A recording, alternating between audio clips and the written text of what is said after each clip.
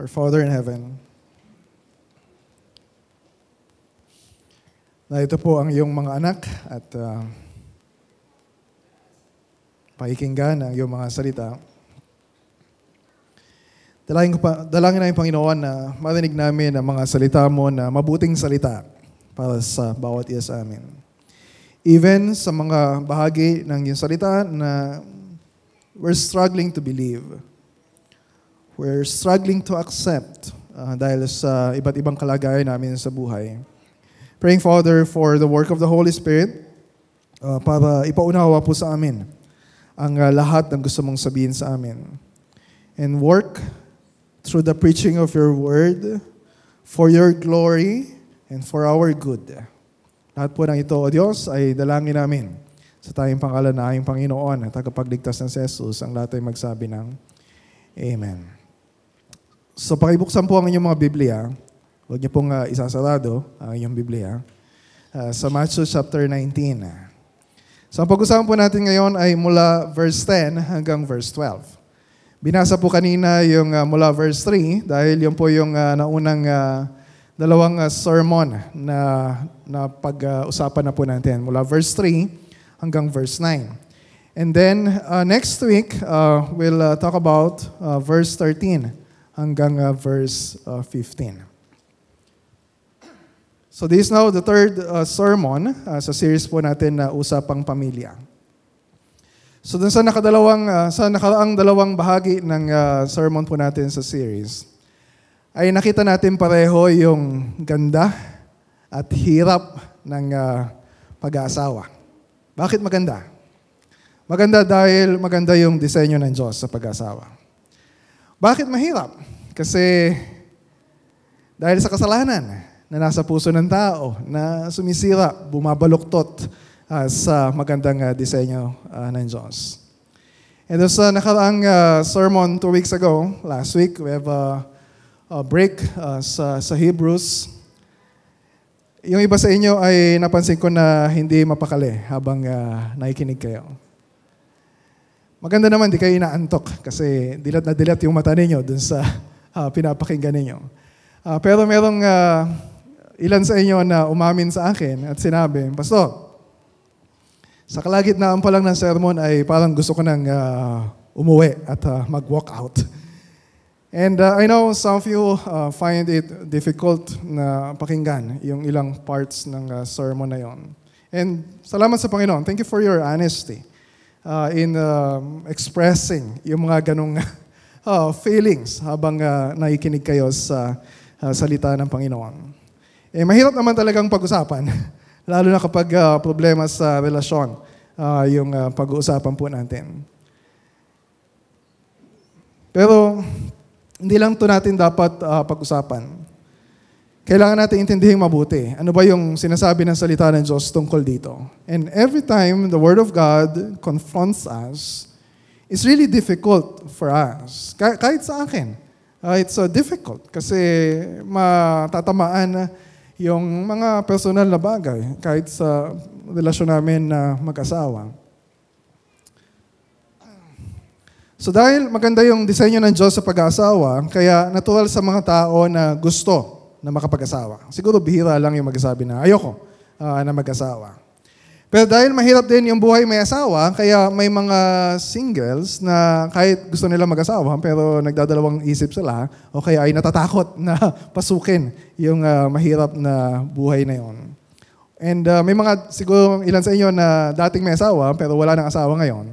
At habang nakikinig ay medyo nakakahinga sila ng maluwag. Ay, buti na lang. At nakatapos na ako dun sa sitwasyon na yon. And we will understand kapag nakita natin yung mga pinag-usapan natin about marriage. Maintindihan natin kung bakit yung mga taga-Korinto ay sumulat kay Pablo. Kung makita ninyo yung 1 Corinthians chapter 7. Sumulat sila kay Pablo tungkol dito. At sinabi ni Pablo, ito yung sabi niya, and sabi din nila, chapter 7, verse 1, mas makabubuti sa isang lalaki kung hindi na lang mag-aasawa. Sabi ng ibang lalaki. meron pala sa Bible noon, bakit hindi ako nagbabasa ng Bible dati? At ngayon ko lang nalaman na mas mabuti pala na hindi na lang mag-asawa. And huli na ang lahat para sa atin.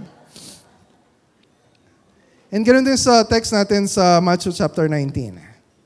So yung mula verse 3 hanggang verse 9, pinakita ng Panginoon yung bigat ng disenyo ng Diyos sa pag-asawa, na ang pinagsama ng Diyos ay hindi dapat paghiwalayin ng tao. Tapos nakita ng mga nakikinig sa Kanya habang naipag-usap siya sa mga Pharisees na ganun pala. Kapag pinasok mo pala yung pag-asawa ay talagang walang fire exit. Kaya sabi nila sa verse 10 ng text natin, kung ganyan po ang kalagayan ng lalaki sa kanyang asawa, napakahirap, walang kawala, mabuti pang huwag nang mag-asawa. Sino sa inyo ang sumasang-ayon dun sa sinasabi ng mga disciples ng Panginoong Yesus? So tama ba yung conclusion nila? Na mabuting wag na lang mag-asawa. Mabuti nga ba na wag na lang mag-asawa kaysa naman pasukin yung pag-asawa at harapin yung napakaraming problema na hindi mo alam kung paano susolusyonan o paano malalagpasan? Well, ano yung sagot? Mabuti bang hindi mag-asawa o mabuting mag-asawa? Depende yung sagot. Bakit depende? Kasi pwede tayong mag-asawa for self-centered reasons, right? And pwede rin tayong hindi mag-asawa for the same self-centered reasons.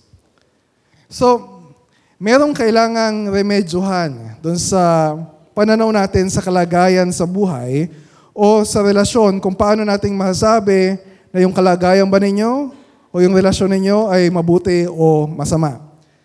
We need to remember na hindi yung kultura natin, hindi yung sinasabi sa social media, yung husga o yung final judge para masabi kung ano yung mabuti at kung ano ang masama. Alam nyo kung ano yung at bakit pinagbawal ng Diyos na kainin yung bunga dun sa isang puno lang dun sa Garden of Eden kina Adan at Eva. Yung tree of the knowledge of good and evil. At nung nagdesisyon si Adan at si Eva na kainin yung prutas ng tree of the knowledge of good and evil, at nagdesisyon na sila yung masusunod kung paano husgahan, kung ano yung mabuti at masama, di ba doon pumasok yung kasalanan at lahat ng problema na nararanasan natin sa mundo na yon. So bakit pinagbawal yun ng Diyos? Dahil wala ni isa man sa atin ang may karapatan na husgahan ng isang bagay, isang relasyon na mabuti o masama nang nakahiwalay sa paghusga na naayon sa nakasulat sa salita ng Diyos. That's why it's very crucial na sa salita ng Diyos lagi tayo pupunta. Yun yung pinag-aaralan natin every Sunday. Kahit anong issue, kahit anong problema, kahit anong controversies, kahit anong mga doctrinal disagreements. So sa Word of God tayo lagi pupunta. So ngayon, mag-focus tayo dun sa mga walang asawa. Kaya pakitaas ang kamay ng mga walang asawa. Bakit ayaw ninyong umamin na wala kayong asawa? Meron ba kayong tinatago na asawa ninyo na hindi ninyo namin alam? Okay, pakitaas ang kamay ng mga walang asawa. Yan, 2 kamay. Di ba? Pati paa. Pero yung mga may asawa, makinig din kayong mabuti. Dahil hindi forever ang relasyon ng mag-asawa. At meron din tayong mga anak na kailangan natin turuan, kailangan natin subaybayan, at kailangan i-disciple dito sa church ng mga singles patungkol sa bagay na ito. So, kung meron kayong bulletin, ganito po yung tatakbuhin na ating pag-uusapan ngayon. Okay? Una, titingnan natin kung paano ina-affirm ng Diyos na mabuti ang pag-aasawa. Okay? Pangalawa, titingnan natin kung paano ina-affirm din ng Diyos na mabuti ang kalagayan ng pagiging single. Okay? Pangatlo, pag-uusapan natin bahagya, kung mabuti ang pag-aasawa, mabuti ang pagiging single, anong mas mabuti sa dalawa? mag-asawa o hindi mag-asawa. Pangapat, titingnan natin yung tatlong klase ng mga walang asawa na sinasabi ng Panginoong Hesus sa verse 12 na yung tinukoy niya yung mga eunuch. So pag-usapan natin yon. And then panghuli, titingnan natin kung ano yung ilang sa mga paraan kung paano natin yayakapin. Especially if you're single, kung paano yayakapin yung goodness of singleness na nakakabit sa kaharian ng Diyos. And sinasabi din ng Panginoong Hesus sa verse 12. Okay? So, number 1, unahin muna natin yung affirmation na mabuti ang pag-aasawa. Bakit tayo magsisimula dito? Kala ko pag-usapan natin yung tungkol sa hindi pag-aasawa. Kasi, karamihan sa inyo, most of you, kahit wala kayong asawa, wala pa kayong asawa, andun yung desire na mag-asawa. And it's a good desire. Although, iba sa inyo, kapag siguro nakita ninyo yung relasyon ng magulang ninyo, o kaya hindi maganda yung family background ninyo, tapos lagi nag-aaway yung parents ninyo, nagkahiwalay yung parents ninyo. So, andun yung negative perception about marriage. Kung ganyan lang pala, hindi na lang ako mag-aasawa. Pero deep inside us, andun yung desire na mag-asawa. Kahit 20 years old ka, or 50 years old, it's a good desire. It's a good desire. Hindi natin nilalagyan ng expiration date yung desire ng pag-aasawa. Hindi natin dapat ipagbawal yung pag-aasawa katulad ng celibacy rule para sa mga magpapare sa Roman Catholic Church. Bawal sa kanila na mag-asawa. Bakit? Bakit hindi natin pagbabawalan kahit sino na mag-asawa? 1 Timothy chapter 4 verse 4. Ang lahat ng nilikha ng Diyos kasama yung marriage ay mabuti. Naalala ninyo nung sa Genesis chapter 2, nung si Adan pa lang yung nilikha ng Diyos. Anong sabi ng Diyos? Okay na yan. Okay na yan na mag-isa lang yung tao. No? Ang sabi niya sa verse 18, hindi mabuti na mag-isa ang tao. Bibigyan ko siya ng isang angkop na makakasama at makakatulong. So, nandun yung longing, yung desire sa tao na gagawa ng paraan ng Diyos na mapunan sa pamamagitan ng pag-aasawa. So, bakit mabuti ang pag-aasawa? Kapag walang asawa, sabi ni Paul, when you look at 1 Corinthians 7, yung mga singles ay merong malaking temptation na kinakaharap to commit sexual immorality. Of course, yung mga mag-asawa ay naharap din sa ganyang temptation. Pero, yung mga singles ay merong mas difficult challenge sa bagay na yon. Kaya sabi niya sa verse 9 ng 1 Corinthians 7, kung hindi ninyo kayang mag-control in terms of sexual desires, ay sabi ni Paul, mas mainam na mag-asawa kayo kaysa naman mag-apoy ang damdamin ninyo at mahulog kayo sa kasalanan. So verse 36. Bakit? Kasi mag-asawa lang yung pwedeng mag-enjoy ng sexual pleasures in the context of marital intimacy. Sabi niya sa verses 3 to 5. And nilikha din ng Diyos yung sex, not just for pleasure ng isang lalaki, isang babae sa marriage, but also for reproduction. Para dumami yung mga tao sa mundo. Meron siyang utos kina Adan at Eva sa Genesis 1:28. Magpakarami kayo at punuin ninyo ng inyong mga anak ang buong daigdig. So, malinaw na ina-affirm ng salita ng Diyos na mabuti ang pag-aasawa. Kasi sa history ng church, meron mga nagturo na kailangan lang mag-asawa para dumami yung mga tao. Pero sa tingin nila, hindi maganda yung pag-aasawa. Pero malinaw na sinasabi ng salita ng Diyos, marriage is good. Bihira yung mga tao na sasabihin na masama yung pag-aasawa. So, wala tayong problem doon sa number 1, affirmation, right? Yung number 2, mas mahirap paniwalaan sa maraming tao ngayon. Mabuti ang pag-aasawa, yun yung first affirmation natin. Sa lahat ng mga may asawa, magsabi ng Amen. Amen. Pangalawang affirmation, mabuti ang pagiging single. Lahat ng mga singles ay magsabi ng, di nga.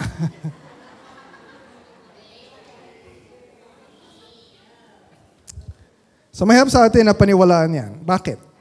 Isang dahilan ay because of our culture na negative yung perception about singleness. And even sa church, even mga Christians, nagiging negative yung tingin natin sa mga tao na mga walang asawa.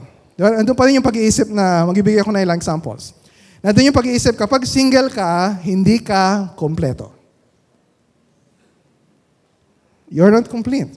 In one sense, mayroong reality. Kasi, di ba sinabi ng Diyos kay Adan na it's not good for a man to be alone. Kailangan ng babae para makakatuwang niya. So, kung single ka, sabihin nila, meron kang nawawalang tadyang na kailangang hanapin para makumpleto. Pero ang tanong, you need to ask yourself, hindi ka nga ba kompleto kapag ikaw ay single? Meron bang kulang sa'yo? Yung mga may asawa lang ba ang makakaranas ng totoong completeness sa buhay? Iniisip naman din ng iba, pangalawa, kapag single ka, hindi mo mararanasan ang God's best for you. Wala namang masamang intayin kung sino yung ibibigay ng Diyos para sa'yo. Pero yung iba, sobrang controlled sila dun sa desire na mahanap yung the one. Di ba? Siya na kaya yung the one na ibibigay sa akin ni Lord. Siya kaya. Di ba? And dating yung time na sa halip na maghintay tayo sa kalooban ng Panginoon, kapag we are overwhelmed by that desire, na gagawin na lang yung sariling diskarte. Basta kahit na hindi na Kristyano, okay na yan. Basta makapag-asawa. Bakit ganon? Kasi ina-assume na ibang mga singles na marriage is God's best for you. Pero natanong ba ninyo mga singles, what if singleness, at least ngayon or forever, what if singleness is God's best for you? Another reason, bakit negative yung tingin sa singleness? Akala nila, kapag single ka, there is something wrong with you. Kaya sabi ni ba, magka-40 na ako. Wala pa nanliligaw sa akin. Siguro, ang pangit-pangit ko.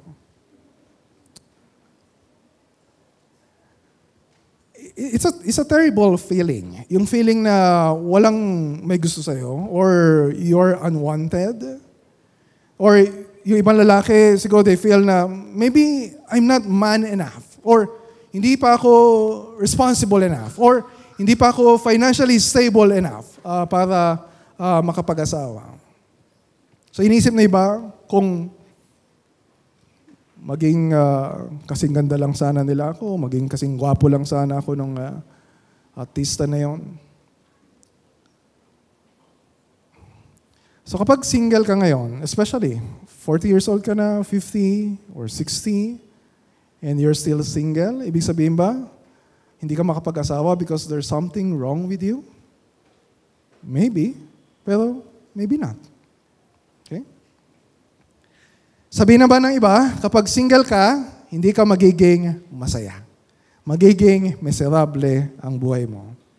Maybe sa mga bata pa na single, syempre you're enjoying yung singleness. Pero yung mga tumatanda na, o kaya nabiyuda na, nawala na ng asawa, andun na yung feeling na mas magiging masaya ako kung magkakaroon ako ng asawa o magkakaroon ako ulit ng asawa.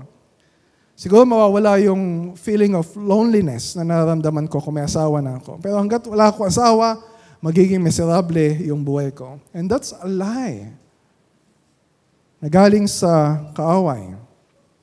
Ang tunay na kaligayahan ba ay sa pag-aasawa matatagpuan? So it's true na yung marriage has a potential for great joy. Pero hindi ibig sabihin na great joy can be found exclusively in marriage. So, sa pag-iisip ng marami, hindi man nila sabihin, lalo na sa church, hindi naman natin sasabihin na hindi maganda yung pagiging single. Pero andun yung pag-iisip, andun yung feeling na singleness is not good. Yes, we affirm na marriage is good.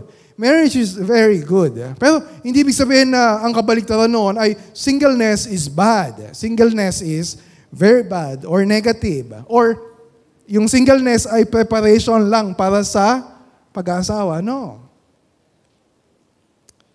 Mabuti ang pag-aasawa. Pero para sa ilan ay mabuti rin ang hindi pag-aasawa. Like Paul. Diba sabi niya sa 1 Corinthians 7, ibig ko sana na ang lahat ng tao ay maging gaya ko. May asawa ba si Paul? For all we know, siya ay single o kaya ay nabyudo. We're not sure. Pero sa punto na ito, wala siyang asawa. Ang sabi niya, ang gusto ko sana, lahat kayo ay maging kagaya ko. Bitter lang ba siya na hindi siya makapag-asawa? Lahat na rin kayo, damay-damay na tayo. Pareho tayo maging mga miserable. No. Sabi niya, mabuti sa kanila kung sila ay mananatiling gaya ko. And sabi niya sa verse 7 and 8. And sabi niya sa verse 26 and 27, sa palagay ko, dahil sa kasalukuyang kagipitan, makakabuti sa isang tao ang manatili sa kanyang kalagayan. Ikaw ba ay malaya sa asawa? Wala kang asawa? Sabi niya, huwag kang maghanap ng asawa. Ba naman itong si Pablo, pinagbabawalan na mag-asawa, yung mga single.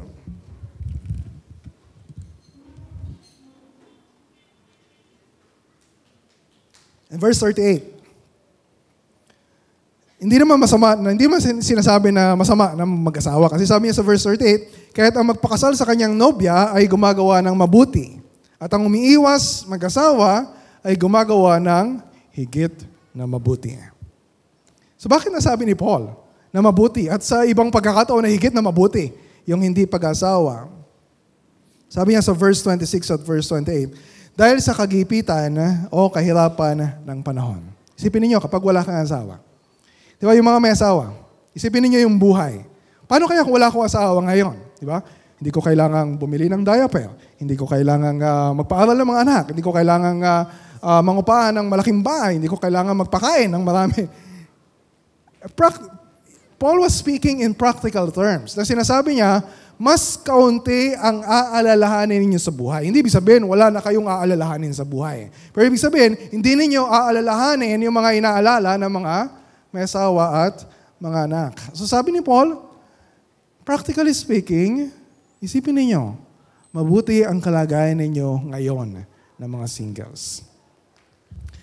Number 1, mabuti ang pag-aasawa. Yes? Sabi din ng salita ng Diyos, mabuti ang pagiging single. So ngayon, tingnan natin. Sa dalawa na yon, pag-usapan natin. Yung pangatlo, ano ang mas mabuti sa dalawa? Pag-asawa o pagiging single? What's the point of this question? Hindi dahil we are comparing two options na parang meron kang papasukin na business contract or investment. Ano kaya sa dalawang option na ito ang mas merong malaking return of investment? Ano kaya yung mas risky at baka malugi o sa halip na mas maraming advantage ay maging disadvantage? We are not comparing yung dalawang produkto. Bibili ka, ano kaya yung bibilin kong sabong panlaba? Itong brand X o itong brand Y? Kung ano yung mas mainam sa dalawa. That's not the point. Bakit? Naalala niyo, di ba, sabi yung mga disciples kay Christ sa verse 10 na kung ganun pala, edi mas mabuti pala na wag na lang mag-asawa ang isang lalaki. Ano sinabi ng Panginoong Yesus? Sinabi ba niya na tama kayo? Sinabi ba niya na mali kayo? Ang sabi niya, verse 11, hindi lahat ay kayang tumanggap ng aral na ito tungkol sa hindi pag-asawa. So ano sinasabi niya? Yung hindi pag-asawa ay hindi para sa lahat. Yung pag-asawa ay hindi rin para sa lahat. Hindi lahat ay kayang tumanggap ng aral na ito, kundi sila lamang na pinagkalooban ng Diyos. So, sabi ng Panginoong Yesus na hindi lahat ng tao ay matatanggap na may kagalakan ang hindi pag-aasawa. Ang iba, tatanggapin na lang nila na hindi sila mapag-asawa kasi wala silang choice. Wala namang naliligaw daw sa kanila o wala naman daw silang magustuhan. Hindi pinagkaloob ng Diyos sa lahat ang pag-aasawa. Pero dapat nating ma-realize na yung singleness, kung paano yung marriage ay gift from God, yung singleness ay isa ring kaloob o regalo mula sa Diyos. So kailangan mabago yung pag-iisip natin na kapag wala akong asawa, merong ipinagkakait ang Diyos na mabuting regalo sa akin. No! God is good. God is always good. Ano man yung sitwasyon natin sa buhay. 1 Corinthians chapter 7, verse 7. Ang bawat tao ay may kanya-kanyang kaloob mula sa Diyos. Gift. At ang mga ito ay hindi pare-pareho. And sabi niya sa verse 17, hayaang ang bawat isa ay mamuhay ayon sa itinalaga ng Panginoon sa Kanya at ayon sa pagkatawag sa Kanya ng Diyos. Anong implication nito? Halimbawa, kung wala kang asawa, ibig sabihin, yes, meron kang desire na mag-asawa, pero huwag kang basta-basta mag-aasawa nang hindi mo muna ibinababad sa seryosong panalangin sa Diyos, naggabayan ka at bigyan ka ng karunungan to discern kung ito ba yung gusto ng Diyos para sa iyo. Dahil kung hindi tayo magkakaroon ng karunungan sa bagay na ito, yung pag-aasawa na mabuti sa disenyo ng Diyos ay maaring hindi makabuti sa iyo.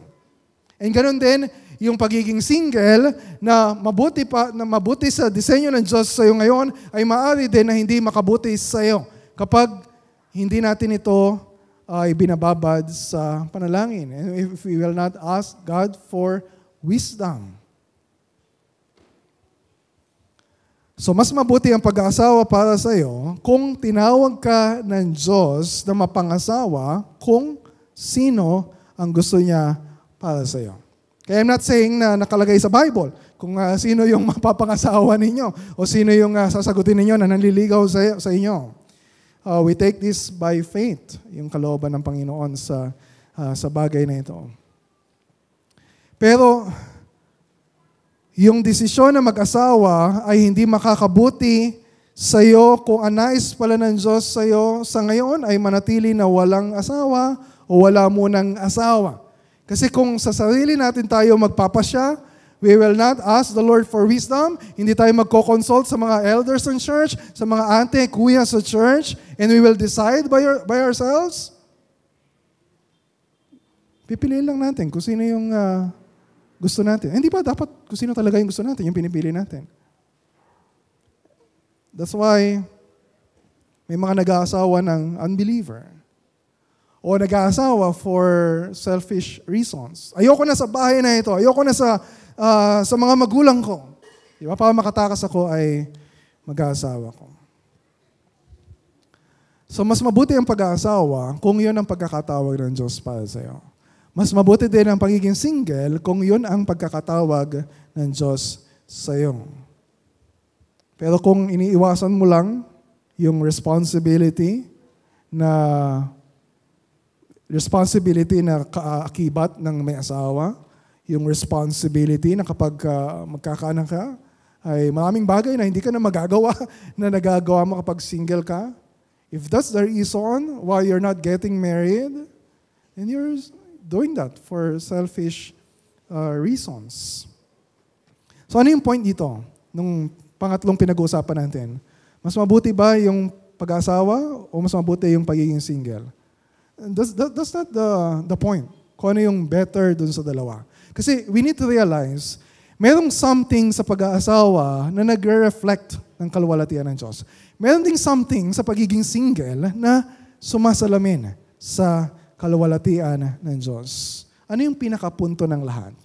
Kung yung sitwasyon ba natin, yung desisyon natin ay naayon sa kalooban ng Diyos. To paraphrase 1 Corinthians 10:31, whether you eat or drink or whatever you do it all for the glory of God.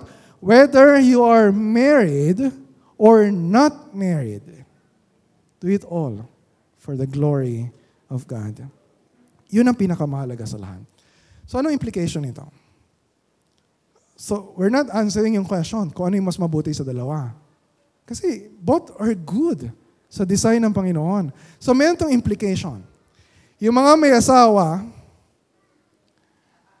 kapag titingnan mo o kakausapin mo yung mga single sa church, tapos tatanungin mo, bakit wala ka pa ring asawa? Kailan ka ba mag-aasawa? Yung ibang mga single sa church, kulang na, nagpipigil lang yan. Kulang lang sabihin nila sa'yo, ano bang pakialam mo? Malay ko. Kapag ganun kasi yung mga questions natin, we need to be sensitive. Kapag ganun yung mga questions natin, we are presuming na ang kalooban ng Diyos para sa bawat isa sa atin ay makapag-asawa. Pinaparating mo dun sa mga singles na kapag wala pa silang asawa, para bang kulang yung buhay nila, para bang second-class citizen sila sa church, para bang may problema sa kanila, kaya hindi pa sila nag-aasawa. So, mga singles, don't get pressured na mag-asawa. Mga may asawa, huwag ninyong i-pressure yung mga singles na mag-asawa. Ipag-pray ninyo. Kung meron kayo nagugustuhan na bagay para sa kanya, di pag-pray ninyo. Pero huwag ninyong ipe-pressure. Sabi nga nung kapatid ko, wala na lang ninyo kung sino sa kanila. Pag may nagtatanong sa kanya, kailan ka ba mag-aasawa? Ang sagot niya palagi ay, bakit? Required ba? Mag-aasawa tayo according to God's will. Mananatili kayong single according to God's will. Yun ang pinakamahalaga sa lahat. Okay? So, malinaw na mabuti ang pag-aasawa. Yun yung unang nakita natin. Malinaw rin na mabuti ang pagiging single. Yun yung pangalawa. And then pangatlo, hindi natin dapat ikumpara kung ano sa dalawang kalagayan na yon ang better. So ngayon, explore natin yung pagiging single. Ano yung pananaw ng Panginoong Hesus about singleness? Sa pamamagitan ng pag-aaral doon sa binanggit niya dito sa verse 12 ng mga eunuko. Siyempre, hindi naman natin yung ginagamit sa araw-araw na pag-uusap natin. Mga eunuko. Sino ba yung mga eunuch? So, kapag narinig ng mga Jews, yung salitang eunuko, negative yung dating sa kanila. Para kasi sa maraming Hudyo, ang pag-aasawa ay isang obligasyon. Kasi kung hindi ka mag-aasawa, paano masusunod yung creation mandate sa Genesis 1:28 na humayo kayo at magpakarami. So para sa kanila, kapag isang tao ay matanda na tapos walang asawa, tapos kahit nag-asawa pero hindi naman magkaanak, sila ay sumusuway sa kalooban ng Diyos. At kabilang sa mga tao na yon, yung tinatawag na mga eunuko. So sino yung mga eunuko? Yung mga eunuko, literally, ang ibig sabihin, ito yung mga lalaki na pinutulan ng ari para hindi sila magkaanak. Ang ilan sa kanila ay may mataas na posisyon sa gobyerno. Naalala niyo yung story sa Acts chapter 8 na si Philip ay merong nakatagpo na eunuko na nagsaserve sa reyna ng Ethiopia. So, yun yung example ng eunuko. And marahil may mga eunuko na nagsaserve din kay Haring Herodes during that time. At para sa mga maraming Hudyo, kapag ikaw ay isang eunuko, isa ka sa pinakamababang uri ng mga tao sa society. So ginamit ni Christ na picture yung eunuch to correct yung perception about singleness. Listen to verse 12. 5 beses na binanggit ni Kristo yung salitang eunuko. Pero pag meron kayong translation na MBB, ay hindi nyo makikita yung word na yon. Pero makikita sa salin ng ang Biblia, ganito. Sabi ng Panginoon, sapagkat, sabi niya, heto yung dahilan kung bakit yung singleness hindi para sa lahat. Sapagkat may mga eunuko na ipinanganak na gayon mula pa sa sinapupunan ng kanilang mga ina. May mga eunuko na ginawang eunuko ng mga tao. At may mga eunuko, pangatlo, na ginawang eunuko ang kanilang mga sarili alang-alang sa kaharian ng langit. Ang makakatanggap nito ay hayaang tumanggap. Ano sinasabi ni Christ? Merong tatlong klase ng mga hindi makapag-asawa o itong mga eunuko. So yung una ay hindi makapag-asawa dahil ipinanganak sila na impotent. Hindi sila magkakaanak. And yon ay hindi nila kasalanan. Yon ay ayon sa karunungan ng Diyos at sa kanyang sovereign will o sa malayang pagkapasya ng Diyos. Yung pangalawa naman ay naging eunuko dahil sa kagagawa ng ibang tao. Hindi nila kasalanan, pero sa kapahintulutan ng Diyos ay hinayaan niya din na mangyari. Pangatlo, at sa tingin ko ito yung gustong bigyan ng emphasis ng Panginoon, ay yung mga eunuko o hindi mag-aasawa, kahit na pwede silang mag-asawa, pwede silang magkaanak, pero pinili nila na hindi mag-asawa, sabi dito, alang-alang sa kaharian ng langit. Now, ano ibig sabihin nung alang-alang sa kaharian ng langit? So ito yung pag-uusapan natin sa panglimang bahagi. Anong ibig sabihin? What does it mean for those eunuchs or para sa mga singles na narito? Maaaring makapag-asawa ka in the future o maaari ding hindi. Pero sa kalagayan mo ngayon ng pagiging single, how can you live your singleness na ayon sa kaharian ng langit o ayon sa kaharian ng Diyos for the sake of the kingdom of God? Ang sinasabi dito ng Panginoon, it's possible for you singles to live your best life dito sa mundo kahit walang asawa. At yung desisyon na yon ay dapat na nakakabit sa kaharian ng Diyos for the sake of the kingdom. Hindi niya sinasabi dito na kapag hindi ka nag-asawa, hindi ibig sabihin na yon ay paraan para makapasok ka sa kaharian ng langit. Of course, there's only one way to get to heaven. And that's the Lord Jesus Christ. So wag nating isipin na katulad ng mga pare, mga madre, o kaya mga monghe, mga mongha, na piniling talikuran yung pag-aasawa o yung kayamanan sa mundong ito o anumang bagay na na-enjoy natin, pinili nila yung simple and sacrificial na lifestyle. Don't ever think na sila ay mas higit na spiritual kaysa sa atin na mga mas ordinaryo yung sitwasyon sa buhay. No. So anong ibig sabihin ng for the sake of the kingdom of God? So magbibigay ako ng at least 5 na implications. Number 1. Para sa mga single, for the sake of the kingdom of God, ibig sabihin, may isang bagay na higit pa kaysa sa pag-aasawa. His name is Jesus. Ang kaharian ng Diyos, sino yung hari dun sa kaharian na yon? Ang Panginoong Jesucristo. Ang sinasabi niya na ang kaharian ng Diyos ay higit na mahalaga kaysa sa anumang bagay sa mundong ito. Do you remember yung parable ni Christ sa Matthew 13:44? Na mayroong isang nakakita ng kayamanan na nakabaon sa lupa at pinagbili niya ang lahat ng kanyang ari-arian para mapasa kanya yung kayamanan na yon. And that's the kingdom of God. So if you are single, and if you are single for the sake of the kingdom, sinasabi mo sa mga tao sa buong mundo, si Kristo, ang relasyon ko kay Kristo, ang may pakilala ang ibang tao kay Kristo, ay higit na mahalaga kaysa sa anumang bagay sa mundong ito. Even better than marriage. At yung pag-aasawa, dito lang naman yan sa buhay natin. Pagdating natin sa kabilang buhay, marriage will be no more. But Christ will be everything for us. Pangalawa, single for the sake of the kingdom, ano ibig sabihin? Posible ang nag-uumapaw na kasiyahan para sa mga singles na na kay Kristo. Yes, sabi ko kanina, merong pambihirang kasiyahan yung may dudulot ng marriage para sa mga mag-asawa.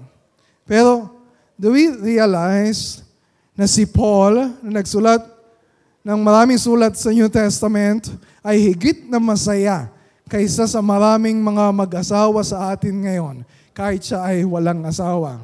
And think about the Lord Jesus Christ. Kapag sinasabi mo imposible na maging masaya ang isang tao kapag hindi siya mag-asawa, think about Christ. Wala siyang asawa. Let that sink in. Walang asawa ang Panginoong Hesukristo. Hindi ba siya kompleto? Miserable ba ang buhay niya? He was the happiest person na namuhay sa mundong ito. He has boundless joy kahit wala siyang asawa. Sa mga byuda o mga byudo, diba sabi ni Paul sa 1 Corinthians 7:40, higit siyang magiging maligaya kung mananatili siya sa kanyang kalagayan. Teka, di ba sinasabi din sa Genesis 2 na hindi mabuti sa isang lalaki na mag-isa? Pero kapag wala kang asawa, ibig sabihin ba mag-isa ka? Kapag you're alone, wala kang asawa, ibig sabihin ba you are overwhelmed by loneliness? So anumang puwang na naiwan sa puso natin dahil nawala ang asawa ninyo o hindi pa kayo makapag-asawa, ang pangako ng Panginoong Yesus, siya yung pupuno dun sa anumang kakulangan na yon. Christ will be your joy and satisfaction. And you need to realize, mas mainam ang pagiging single na namumuhay na nasa kaharian ng Panginoong Jesucristo kaysa sa mga mag-asawa na nasa labas ng kaharian ni Kristo. Isaiah 56, 3-5. Ito yung promise ni Christ for those who are singles. Let not the eunuch say, behold, I am a dry tree. Hindi siya magkaanak. For thus says the Lord to the eunuchs, or mga singles, or mga walang anak, who keep my Sabbaths, who choose the things that please me and hold fast my covenant, I will give in my house and within my walls a monument and a name better than sons and daughters. I will give them an everlasting name that shall not be cut off. Pangako yun ng Diyos. Pangatlo, ano ibig sabihin ng singles for the sake of the kingdom? Implication, mabuting talikuran ang pagnanais na makapag-asawa alang-alang kay Kristo. So kung sinasabi natin kanina pa na si Jesus pala at ang mamuhay sa Kanya ay higit pa sa pag-aasawa, ibig sabihin, posibleng maging masaya at higit na masaya kaysa sa kaysa sa mag-asawa kung mananatili ka na walang asawa. Boundless joy is possible. Yes, kung mag-aasawa ka man, ibig sabihin nito, hindi kailangang madaliin, hindi kailangan desperado ka na kapag walang nanliligaw. Yes, totoo na, sabihin niya, how can I advance the kingdom of God? How can I work for the kingdom of God? Kapag hindi ako magkakaroon ng anak kasi hindi ako magkakaroon ng asawa. Yes, hindi natin masusunod yung creation mandate sa Genesis 1:28, be fruitful and multiply. Pero ano ba yung inuutos ng Panginoong Yesus na higit pa dun sa creation mandate? Yung Great Commission, go therefore and make disciples of all nations. Think about those who are singles na missionaries na walang ibang iniintindi kundi ibahagi ang kaharian ng Diyos, ang mabuting balita ng kaharian ng Diyos sa mga taong hindi pa nakakilala kay Kristo. Biologically speaking, wala silang anak. Pero spiritually speaking, they're multiplying. Dahil higit na mahalaga, hindi yung magkaroon tayo ng 5, 10, 12 anak. It's good. Pero what is better kung yung sa mga anak natin o sa mga hindi natin anak, ay may babahagi natin ang mabuting balita ni Kristo at kikilos yung Holy Spirit sa kanila and they will be born again? That's being singles for the sake of the kingdom of God. And for us, married people, ganun din. That's our goal. Pang-apat, ang mga singles sa tagasunod ni Jesus ay may higit na opportunity para makapaglingkod sa Panginoon ng walang sagabal. Sa history, si King Cyrus ng Persia, so time pa to ng Old Testament, sinasabi nila na kumukuha siya ng mga magsaserve sa palasyo ng mga eunuchs. Kasi kapag mga eunucho yung kukuhanin niya, ibig sabihin wala itong asawa, wala itong mga anak, walang ibang iintindihin sa buhay, they will not be distracted in serving. They will be loyal and faithful sa paglilingkod sa hari. At ganoon din sinabi ni Paul sa 1 Corinthians 7:32. Ang pinagkakaabalahan ng lalaking walang asawa ay ang mga gawaing ukol sa Panginoon, kung paano niya mabibigyan ng kaluguran ang Panginoon. And then verse 35, ang nais ko'y maakay kayo sa maayos ng pamumuhay, sabi niya sa mga walang asawa, at nang lubusan kayong makapaglingkod sa Panginoon. Sa ESV, undistracted devotion to the Lord. Okay, mga singles, tumingin kayo sa akin, makinig kayong mabuti. You have a far greater advantage na i-devote ang buong buhay ninyo sa paglilingkod sa Panginoon. Meron kayong advantage kaysa sa mga may asawa. Pero hindi automatic na kapag single kayo, ay you are fully devoted to the Lord. Maraming mga kabataan na sinasayang yung panahon nila sa mga bagay na walang katuturan.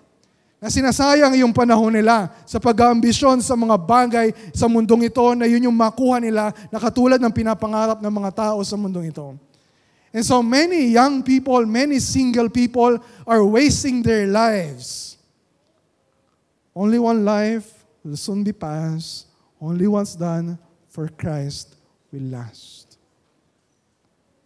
Kung anumang ginagawa mo sa buhay mo ngayon, na walang kinalaman kay Kristo, apart from the kingdom of God, you're just wasting your life. Ay, yung good news, bata ka pa, bata pa kayo, you have a lot of time. Kung loloobin ng Panginoon, to give everything. Your time, your energy, your money, your sacrifices for the sake of the kingdom. Panghuli, gawin mong pinakalayunin ng buhay mo ang maituring na yaman si Kristo. It's about treasuring Christ above everything. At tulungan ng iba na ituring na yaman si Kristo ng higit sa lahat. Ituring mo na si Kristo ang kayamanan mo, hindi ang pag-aasawa. Don't make an idol out of marriage. If you're so controlled by that desire, you're worshiping marriage. Sinasamba mo yung future, yung version mo, or yung ideal version mo ng mapapangasawa. And so, ask yourself, anong layunin ng buhay mo? What do you really want? Anong pinakahangad mo? Ano yung nagpapatakbo sa buhay mo? Ano yung dahilan bakit excited ka na bumangon sa umaga? Ano yung dahilan bakit nagpupursige ka na mag-aral, na magtrabaho? What's your goal? Pansamantala lang yung pag-aasawa. Pansamantala lang yung trabaho natin. Pansamantala lang yung kayamanan na meron tayo sa mundong ito. But Christ is our eternal treasure and joy.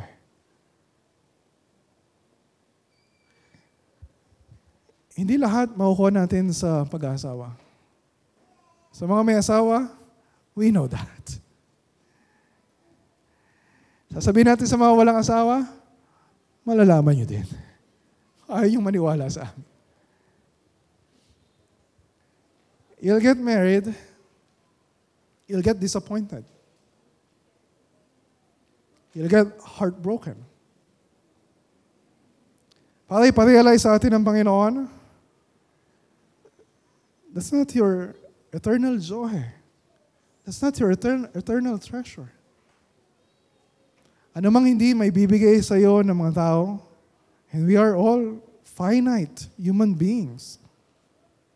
And we are sinful, broken.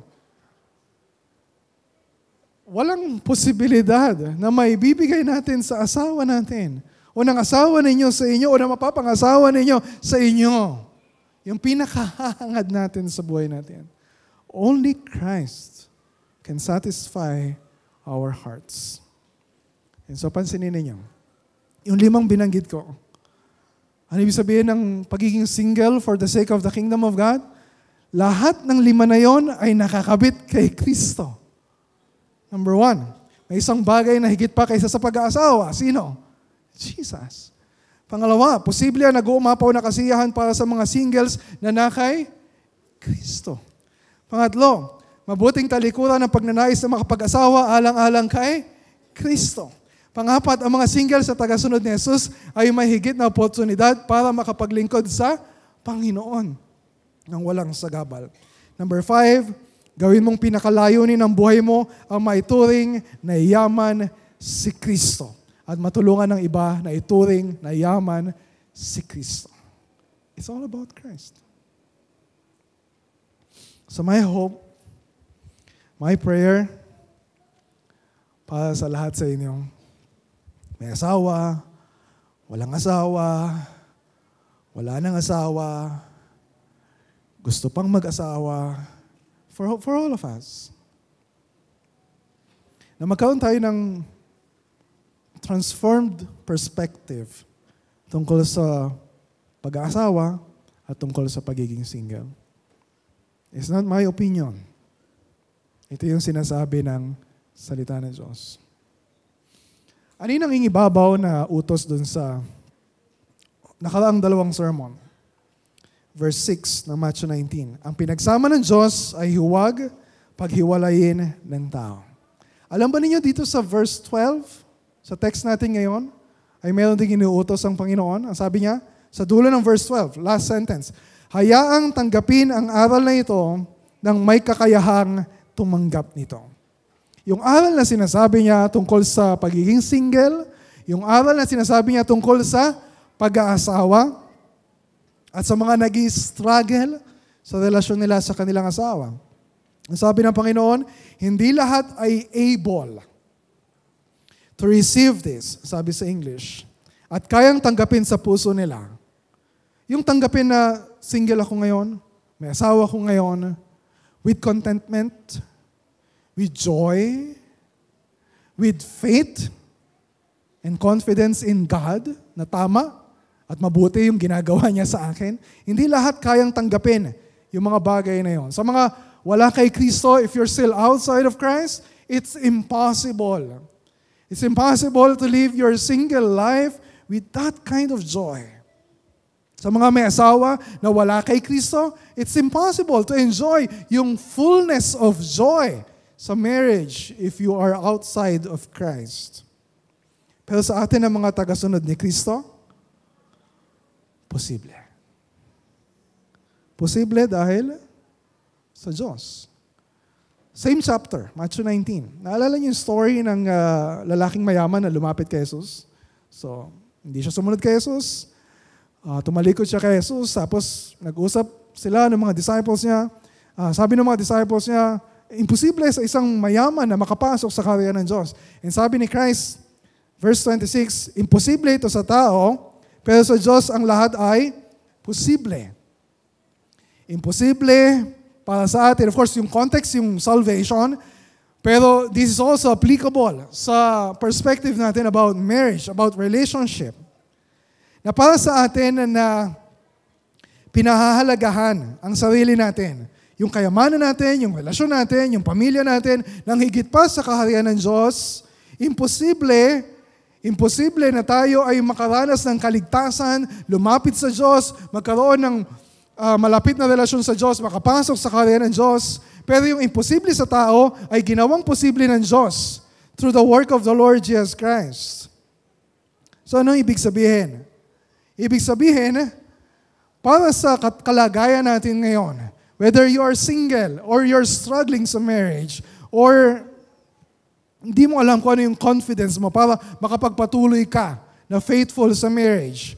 It's also impossible for us. We need the grace of God. We need the help of God.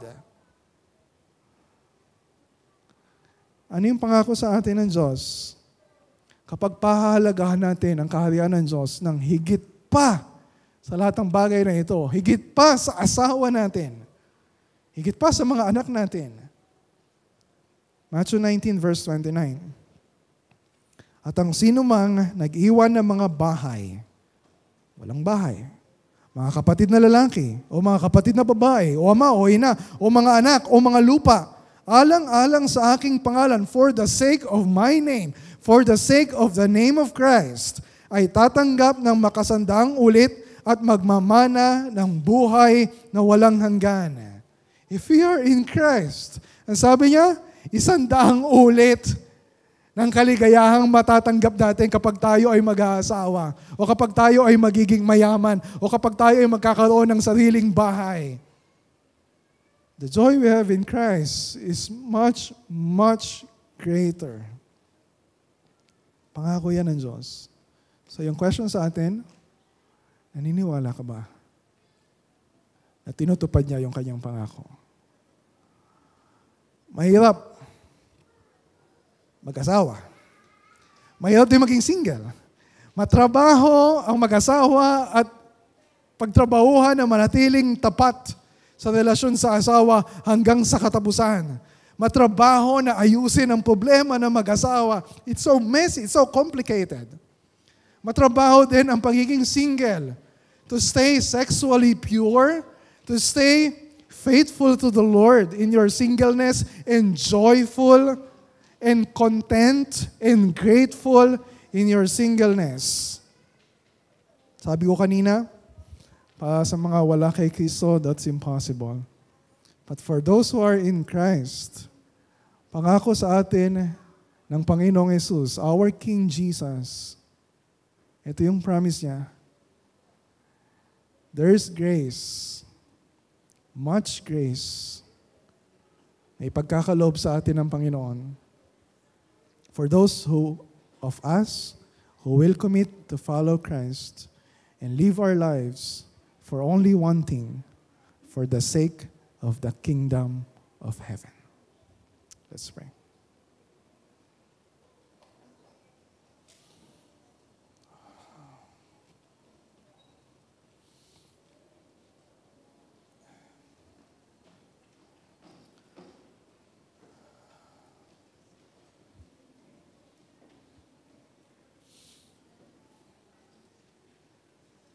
Our Father in heaven, thank you for your words. Salamat po sa mabuting balita, mabuting pangako, mabuting kalooban ninyo sa buhay namin. Patuloy po, Panginoon, na kumilos ka sa puso ng bawat isa.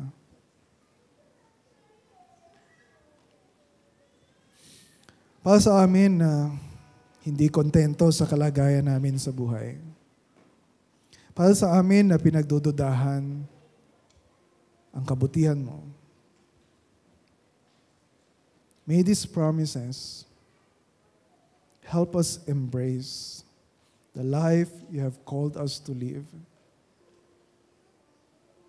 Huwag mong hayaan na ikumpara namin yung buhay namin sa buhay ng ibang tao. Huwag mong hayaan na ikumpara namin yung kalagayan namin sa kalagayan ng ibang tao. May we be thankful kung saan mo kami inilagay, Panginoon, and trust you na kayo ang gagabay sa amin every step of the way. Hanggang sa araw na lahat sa amin ay wala ng asawa at haharap kay Kristo.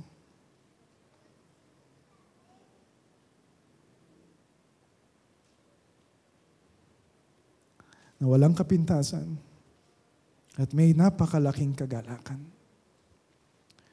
Preserve us, sustain us, continue sanctifying us through your holy and gracious word. This is our prayer. In Jesus' name, amen.